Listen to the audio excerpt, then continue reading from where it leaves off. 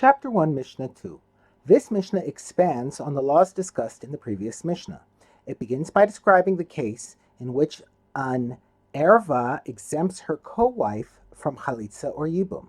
We now turn to the words of the Mishnah. What is the case in which these 15 women exempt their co-wives from chalitza or yibum, as the previous Mishnah taught? If a man's daughter or any one of these other women who are an erva was married to his brother, and this brother has another wife, and he died, just as the man's daughter is exempt from chalitza or yibum, since she is an erva to him, so too her co-wife is exempted. The Mishnah describes the case in which the co-wife of the erva is exempted from yibum or chalitza. This occurs when there are two surviving brothers, and one of them is the father of the erva. He cannot perform yibum or chalitza with his daughter or her co-wife, but the second brother is obligated to do so.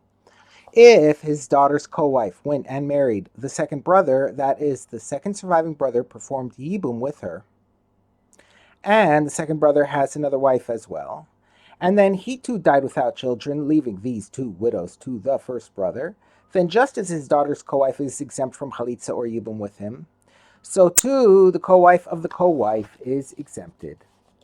The Mishnah expands on the previous Mishnah's statement that this continues forever. Even if there are 100 brothers, and the co-wife of the daughter married one of them, and he had another wife, and he then died without children, then both widows are forbidden to this daughter's father, and so on forever. The Mishnah describes the case in which the erva was no longer married to the deceased man when he died, so that she does not exempt her co-wife from yibum or chalitza. What is the case in the previous Mishnah where if one of the 15 women died, their co-wives are permitted to the brother for yibum? It is as follows. If his daughter or any one of these other women who are an erva was married to his brother, and his brother also had another wife, and his daughter then died or was divorced, thereby ending the marriage, and then his brother died, then the daughter's former co-wife is permitted to him for yibum. The Mishnah addresses a case that was not discussed in the previous Mishnah.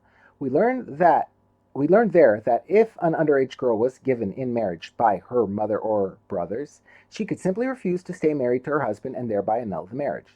The Mishnah continues, any of these ervas who could have performed miyun and thereby canceled the marriage to the deceased brother before he died, but did not perform miyun and was still married to him when he died, does not completely exempt her co-wife.